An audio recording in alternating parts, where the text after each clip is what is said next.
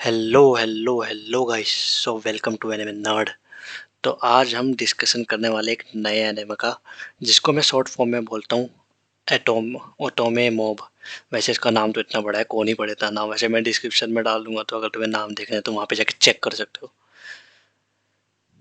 तो काफ़ी इंटरेस्टिंग मांगा है, और सॉरी, काफ़ी इंटरेस्टिंग एनिमे है। मैंने इसकी पहले भी लाइट नोवेल मांगा पढ़ी है। इसका जो मेन कैरेक्टर है एब्सोल्युटली मस्त है। तो बिना किसी स्पॉइलर के कहानी शुरू करते हैं। कहानी शुरू करने से पहले मैं तुम्हें बताना चाहूँगा कि तुम यार इस चैनल को सब्सक्राइब कर लेना, ताकि भाई मुझे कुछ मोटिवेशन रहे वीडियो वगैरह बनाने की। बस बाकी तुम अपना खुद देख लेना। तो एवरीवन, कहानी शुरू होती है एक कैरेक्टर से जो अपने रूम में बैठ के आराम से गेम खेल रहा होता है, जो वो गेम पसंद नहीं करता। पर वो गेम क्यों खेल रहा है जो वो उसे बिल्कुल पसंद नहीं करता, वो हम आगे बताएंगे क्या क्यों खेल रहा है। वो जैसे ही गेम खेल रहा होता है, उस गेम का नाम होता है ओटोमे गेम। तो मतलब एक जेनर होता है ओटोमे गेम। जापान में काफ़ी फेमस है, जिसमें क्या रहता है कि कुछ किंग प्रिंस रहते हैं, 4-5 प्रिंस रहते हैं, और इसमें एक विलेनेस रहती है जो कि मतलब सबको हेट करती है। मतलब वो सासू माँ जैसे टाइप की नहीं होती, जो कि हमारे सीरियल में रहती है, जो चाल चलती है बहुत ज़्यादा। तो वैसे टाइप की एक विलनेस रहती है, और एक बहुत इनोसेंट की गर्ल रहती है, लेकिन वो बहुत गरीब सी रहती है। तो ऐसा करके सिंड्रेला टाइप की स्टोरी होती है। तो ये काफ़ी पॉपुलर है। तो बंदा वही गेम खेल रहा था, एटोमे गेम, जो कि पॉपुलर होता है जापान में काफ़ी।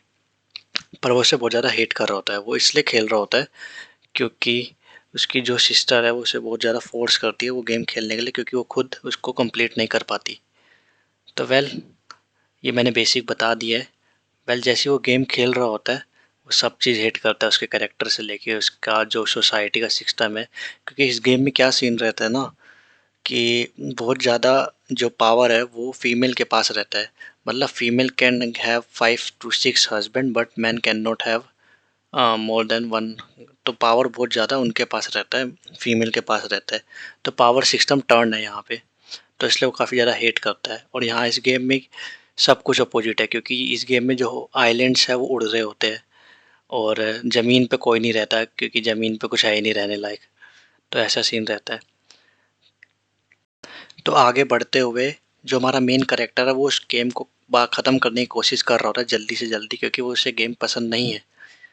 तो लेकिन वो बार-बार उस गेम में हार जा रहा है। तो एट द एंड क्या होता है कि वो ना एक गेम में चीट जो है वो यूज़ करता है। मतलब एक क्या कहते हैं, आर्मर हो गया, या एक तरह से मशीन हो गई। जैसे नॉर्मल गेम में क्या होता है, तुम असली पैसे दो तो तुम्हें कुछ चीट मिल जाएगी। जैसे जेम्स रहता है क्लैश ऑफ क्लैंस में, कि तुम असली पैसे जेम खरीदो तो तुम्हारा काम जल्दी-जल्दी हो जाएगा। तो वैसे करके वो एक चीट मशीन खरीद लेता है पैसे से, और उसकी हेल्प से वो गेम कंप्लीट कर लेता है। अब वो जैसे ही कंप्लीट कर लेता है गेम, तो फाइनली वो बाहर जा रहा था थोड़ी सांस लेने, भाई इतनी खतरनाक गेम कंप्लीट की है। जैसे ही वो जा रहा होता है तो उसको जो आंखें वो धुंधली हो जाती है, उसे कुछ संग से दिखाई नहीं दे रहा होता है। वो परेशान हो जाता है कि क्या हो गया उसके साथ, और वो सीढ़ियों से गिर जाता है। तो अब जैसे ही हमारे मेन कैरेक्टर की आँख खुलती है, वो अपने आप को पाता है कि वो एक 5 साल के बच्चे के शरीर के अंदर है। तो वो जब उठता है तो काफ़ी हैरान हो जाता है, काफ़ी परेशान हो जाता है। फिर इसके बाद वो आस-पास चेक करता है, तो उसे कन्फर्म हो जाता है कि उसकी जो है डेथ हो चुकी है, और अब वो रीइन्कार्नेट हो चुका है एक दूसरे, मतलब दूसरी ज़िंदगी में, दूसरे वर्ल्ड में। पर जैसे ही वो उठता है, उसके पेरेंट्स उस पे बहुत ज़्यादा गुस्सा करते हैं कि वो क्यों बाहर घूम रहा था, जबकि उसको काम करना चाहिए। अब क्या रहता है ना, कि जो हमारा मेन कैरेक्टर है वो उसी वर्ल्ड में रीइन्कार्नेट हो गया है जो वो गेम में था। तो मतलब कितना फ़नी हो गया ना, मतलब जिस गेम को तुम हेट कर रहे हो, तुम उसी गेम में रीइन्कार्नेट हुए। व्हाटएवर।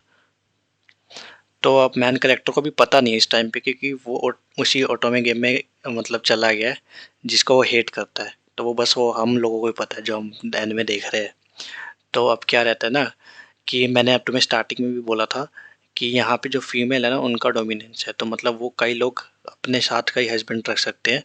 तो वैसे ही उसका जो हमारे मेन कैरेक्टर जिसका नाम है लियोन, उसका जो फादर है ना वो मिस्ट्रेस है, वो एक वो पता नहीं आंटी सी का, इतनी गंदी शक्ल है इसकी आंटी की। वही है जो सीरियल में आती है, बेकार सी आंटी जो चालें चलती है। आंटी को काफ़ी प्राउड होता है अपने आप पे। तो वो दिखा रही होती है कि वो कितना बड़ा एहसान कर रही है उनको खाना वाना दे के, जो भी उनकी देखभाल करके। तो इस सीन के बाद क्या होता है कि वो और उसका बड़ा भाई मिलके आपस में ग्रुप स्टडी कर रहे होते हैं, पढ़ाई कर रहे होते हैं। तो जब पढ़ाई करते हो अपने भाई से, बड़े भाई से पूछता है कि क्यों वो जो आंटी सी है जो सीरियल में रहती है गंदी सी, जो मुझे बिल्कुल पसंद नहीं है, वो क्यों हेट करती है उसको, क्योंकि वो सिर्फ चाइल्ड है, क्यों हेट करती है। तब उसका भाई से एक्सप्लेन करता है कि इस वर्ल्ड में मतलब फीमेल डोमिनेंस है और वो उनको, क्योंकि उनके कई सारे हस्बैंड हैं तो वो उनको कोई रिस्पेक्ट नहीं करते, सिर्फ अपने जो मतलब पावरफुल हस्बैंड हैं उनको रिस्पेक्ट करते हैं और उनके किड को रिस्पेक्ट करते हैं। तो एक तरह से कास्ट सिस्टम है, मतलब जैसा रहता है कास्ट सिस्टम टाइप का। तो उसे थोड़ा सा शक होता है मेन कैरेक्टर को कि यार ये चीज़ तो गेम में भी होती थी। फिर क्या होता है ना, वो एक नोटबुक पलटता है और उसमें ना एक छोटा सा साइन देखता है और फिर उस साइन देख के उसको पता लग जाता है कि ये तो भैया मैं ऑटो में गेम में फंस गया और उसकी शक्ल देखने लायक थी। मतलब how funny, you hate a game and you trapped in that one. अब इस सीन के बाद क्या रहता है कि काफ़ी ज़्यादा समय बीत जाता है। तो वो जो बच्चा मेन कैरेक्टर था, लियोन बच्चा था जिस टाइम पे, अब वो काफ़ी बड़ा हो जाता है। मतलब लगभग 20 साल के, 21 साल के, 20-19 साल का हो जाता है, कॉलेज जाने के टाइम का हो जाता है। तो वो उसको पता है कि अब वो ऑटोमे गेम में फंस चुका है, पर वो एक साइड कैरेक्टर है, कोई मेन कैरेक्टर नहीं है। तो स्टोरी जो ऑटोमे गेम की मेन स्टोरी होती है, जहाँ पे प्रिंस होता है या प्रिंसेस होती है, उससे से कोई रिलेशन नहीं होता। तो वो डिसाइड करता है कि भैया ठीक है, मैं एक साइड कैरेक्टर की तरह से आया हूँ, मेरी थोड़ी सी लाइफ फैल है लेकिन मैं ठीक ठाक से खेती वेती करके बढ़िया पैसा कमाऊंगा और अपनी लाइफ हैप्पीनेस और पीसफुल की तरह जीऊंगा, किसी के ऊपर डिपेंड नहीं हो रहा, आराम से जिएगी। तो वो मेन बस पीसफुल लाइफ जीना चाहता है और कुछ नहीं चाहिए उसको ज़िंदगी में। अब क्या बोले, दुनिया तो हरामी है, जो चाहते हैं वो कभी होता तो है नहीं। और हमें भी कुछ इंटरेस्टिंग देखना है तो उधर क्या से उसको पीसफुली रहने देगा। तो अब आगे होता क्या है कि जो वो गंदी सी औरत है जो मुझे बिल्कुल पसंद नहीं है, वो क्या कहती है, वो लियोन के लिए एक अरेंज मैरिज लेके आती है और तुम ही देख लो कैसे दिखती है। एक्चुअली इसके कई हस्बैंड होते हैं और ये क्या करते हैं कि अपने हस्बैंड बनाती है उनको वॉर पे भेजती है और वॉर पे जो वो लोग मर जाते हैं तो सरकार उनको पैसा देती है एज अ मतलब जो पैसा देती है सरकार उनके फैमिली को हेल्प करने के लिए। तो वो औरत उससे पैसा कमाती थी। तो फिर लियोन समझ गया था भैया अगर मैं इस फैमिली में रहा तो ये मुझे कहीं ना कहीं बेकार जगह अरेंज मैरिज करवा देंगे या तो जंग में मुझे मरवा देंगे। तो लियोन ने आखिरी में प्लान किया कि मैं ये घर छोड़ के जा रहा हूँ। अब लियोन ने क्या किया कि अपने पापा से ना एक थोड़ा बहुत पैसा जो उनके पास जमा हो था, उससे एक छोटी-सी बोट खरीद ली। अब मैं तुम्हें समझाता हूँ इस दुनिया का स्ट्रक्चर कैसा है, थोड़ा-सा ना ऑटोमेगन के स्ट्रक्चर समझना।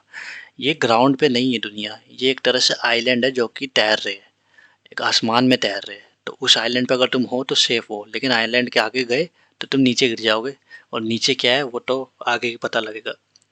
तो तुम्हें एक जगह से दूसरी जगह जाने के लिए कार नहीं चाहिए, तुम्हें चाहिए एक बोट जो कि हवा में तैरती है। वेल, इंटरेस्टिंग इस क्योंकि ये थोड़ा सा पुराने ज़माने के टाइप का एनिमे है। तो लियोन को ये सब आइडिया था। तो लियोन को ये पता था कि जो जो यहाँ के जो चीट वेपन्स है वो कहाँ रखे हैं। तो लियोन सोचता है कि इस फैमिली में तो रहना नहीं। तो लियोन सोचता है कि वो चीट वेपन उठाएगा जहाँ उसको पता है कहाँ रखा है और उस चीट वेपन को उठा के उसको यूज़ करेगा इंडिपेंडेंट होने में, ताकि वो पीसफुल लाइफ जी सके। अभी भी लियोन ने सोचा नहीं है कि वो अकेडमी जाएगा। तो अब वो बोट लेके जो कि उसके पापा ने उसको दी थी अपने बचे कुचे पैसे से, उसको लेके वो उड़ जाता है और उस उस वेपन की खोज में चले जाता है जो उसने लास्ट टाइम यूज़ किया था, एक्चुअल में मरने से पहले जो वेपन यूज़ किया था फाइनली जीतने के लिए। तो उसकी खोज में चला जाता है क्योंकि उसको पता रहता है कि वो वेपन कहाँ पे है।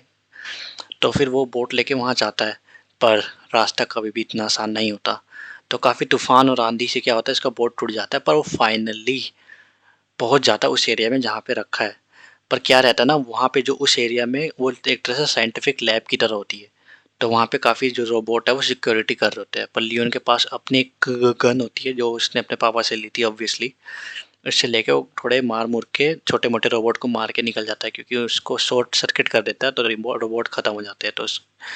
तो लेकिन फाइनली जब वो आगे जाता है तो फाइनली वो एक ख़तरनाक रोबोट से मिलता है और उसके साथ थोड़ी बहुत फाइटिंग वाइटिंग होती है। पर फिर भी लियोन एट द एंड जीत जाता है क्योंकि अपना जो मेन कैरेक्टर है वो बहुत स्मार्ट है। तो अब ना उसको जीत जाता है, वो उसको हरा देता है फाइनली, उस जो फाइनल रोबोट है। पर तुम वो एक पॉइंट समझना कि जो वो रोबोट है वो बनाया, तुम इस वर्ल्ड का गेम ऑर्डर समझना, एक ना नए लोग हैं, मतलब न्यू जैसे एवोल्यूशन होता है, तो एक नए लोग हैं जो कि अभी इस दुनिया पे राज कर रहे हैं, और एक थे ओल्ड ह्यूमंस, पुराने लोग, जो कि हमारे जैसे ह्यूमन थे। जो नए ह्यूमन है उनके पास मैजिकल पावर थी, लेकिन जो पुराने ह्यूमन थे उनके पास मैजिकल पावर नहीं थी। तो जो पुराने ह्यूमन है उन्होंने इस रोबोट को बनाया था, लेकिन जो नए ह्यूमन है अब उन्होंने पूरे वर्ल्ड पे कब्जा कर लिया क्योंकि उनके पास जादुई शक्तियाँ थी, लेकिन पुराने लोगों के पास जादुई शक्तियाँ नहीं थी। तो जिन लोगों के पास जादुई शक्तियाँ नहीं थी उन्होंने एक रोबोट बनाया जिसका सिर्फ एक ही मिशन था, उसको न्यू ह्यूमंस जो कि नए ह्यूमन हैं उनको मार डालना है। तो इस मिशन से इसको बनाया गया था। तो जब लियोन को पता लगता है तो वो उसको अपना एक तरह से डीएनए देता है। तो जब वो डीएनए को रोबोट चेक करता है उसके डीएनए को, तो उसको काफ़ी इंटरेस्टिंग पॉइंट समझ आता है। उसको ये समझ आता है कि जो लियोन है उसके पास दो तरह के डीएनए, एक नया ह्यूमन का भी डीएनए, एक पुराना ह्यूमन का ही और डीएनए भी है। तो वो एक तरह से कंफ्यूज जाता है कि भाई ये तो बड़ा इंटरेस्टिंग सिचुएशन आ गया, उसको मार भी नहीं सकता क्योंकि उसके पास ओल्ड ह्यूमन का डीएनए है। तो फाइनली क्या करता है कि जो रोबोट है वो उससे डील कर लेता है एज अ मास्टर कि मैं तुम्हारी सारी बात मानूंगा। तो लियोन ने बहुत चालाकी से अपने हाथ में जो सबसे स्ट्रॉन्ग वेपन है इस दुनिया का वो अपने हाथ में ले लिया। बट एक पॉइंट याद रखना, जो हमारा रोबोट है वो हेट करता है न्यू ह्यूमन को, तो ये चीज़ आगे आने एपिसोड में तुम्हें काम आएगी। अब वो फाइनली उस रोबोट को ला चुका है अपने अपने हाथों में, उसको टेम कर चुका है। तो अब रोबोट उससे उसका नाम पूछता है, तो फाइनली हमें उसको बार बार रोबोट रोबोट नहीं भूलना चाहिए क्योंकि वो बहुत ज़्यादा स्ट्रॉन्ग है। तो उसको नाम मिलता है लेक्सियोन। लेक्सियोन नाम है उस रोबोट का, तो अब से आगे मैं उसको लेक्सियोन बोलूँगा। तो जैसे उसे लेक्सियोन मिलता है और तो वो दोनों मिलके वापस आते हैं उस आइलैंड पे जहाँ पे वो आंटी रहती है, जो कि बिल्कुल पसंद नहीं मुझे, आई हेट हर। तो उस आंटी के पास आते हैं और क्योंकि वो काफ़ी ज़्यादा वैसे डंजन से आया है तो वहाँ पे सोना चांदी ये सब तो ऑब्वियसली ट्रेजर पड़ा ही रहता है, हर डंजन में रहता है। तो वो डंजन लेके आता है। अब क्या रहता है ना, यहाँ पे काफ़ी इंटरेस्टिंग चीज़ होती है जो कि मतलब एनिमे दिखाया नहीं है। लियोन ने पहले सोचा था कि वो वहाँ एकेडमी नहीं जाएगा और जो मेन कैरेक्टर है ना इस ऑटोमे गेम से उनसे इंटरेक्ट नहीं करेगा, अपना साइड में पीसफुली रहेगा। पर जैसी एनिमे एंड होती है तो वो दिखाता है कि जो लियोन है वो एकेडमी पहुँच चुका है। क्यों पहुँच चुका है? क्योंकि अकेडमी के लिए फ़ीस बहुत ज़्यादा अच्छी है और वो सोना चांदी वगैरह बहुत कुछ ला चुका है। तो जो लियोन है वो बहुत अमीर हो चुका है लेक्सियोन की हेल्प से, बहुत अमीर हो चुका है वो, तो आराम से अफोर्ड कर सकता है वहाँ पे जाना। बट प्रॉब्लम क्या आएगी ना आगे जाके, क्योंकि वो लो कास्ट में है तो हाई कास्ट के लोग उसे मतलब तब भी डिस्क्रिमिनेट करेंगे, पर वो तो आगे की बात है, आगे नए एपिसोड में हम बात करेंगे क्या होने वाला है लेक्सियोन के साथ। बट सबसे इंटरेस्टिंग पॉइंट मुझे ये लगा कि एनिमे में एनिमे ने दिखाया नहीं है कि लेक्सियोन जा क्यों रहा है, क्योंकि स्टार्टिंग में बोला जाता है कि लेक्सियोन मेन कैरेक्टर से इंटरेक्ट नहीं करना चाहता, स्टोरी चेंज नहीं करना चाहता। तो एक्चुअली में ये तो मुझे भी नहीं पता है करता क्यों है, लेकिन मेरी एक सिंपल थ्योरी है, अगर तुम सुनना चाहो तो सुन लो क्योंकि ये आगे जाके स्पॉइल भी हो सकते हो तुम। तो दिस इज़ अ वार्निंग। तो मेरे ख्याल से क्या लगता है कि जब लियोन ने लेक्सियोन को पा लिया तो उसे लगा कि उसने मतलब अब मेन कैरेक्टर गेम में आ गया, क्योंकि लेक्सियोन बहुत पावरफुल कैरेक्टर था और इसी की वजह लेक्सियोन बहुत पावरफुल वेपन था। तो उसी की वजह से जो जो पूरा एटॉमिक गेम है वो ख़त्म होता है। लेकिन अब उस लियोन ने क्या कर दिया, उसमें हाथ मार दिया है। तो लियोन क्या चाहता है कि लियोन जाएगा एकेडमी में और मेन कैरेक्टर को हेल्प करेगा स्टोरी कंप्लीट करने में लेक्सियोन से। तो इसलिए आई थिंक वो मेन वहाँ जाना चाहता है, वरना तो उसके पास इतना सारा पैसा आ गया था, वो लाइफ पीसफुली जी सकता था। तो मतलब हमारा मेन कैरेक्टर भले ही मतलब काफ़ी ज़्यादा रूड रहे, लेकिन वो स्टोरी इस पे डिपेंड कर रहा है, स्टोरी को बदलना चाह मतलब at the end safe and पे लाना चाहता है।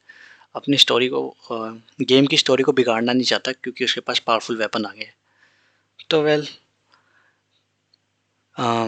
देखने के लिए थैंक यू। और अगर तुम्हें पसंद आया हो या तुम चाहते हो कि मैं कोई और एनिमे का भी करूँ रिव्यू, तो I will love to that. और आप जाने से पहले यार सब्सक्राइब कर लेना और बताना कैसा लगा। और एनिमे वगैरह देखो यार, मज़े करो। बाय।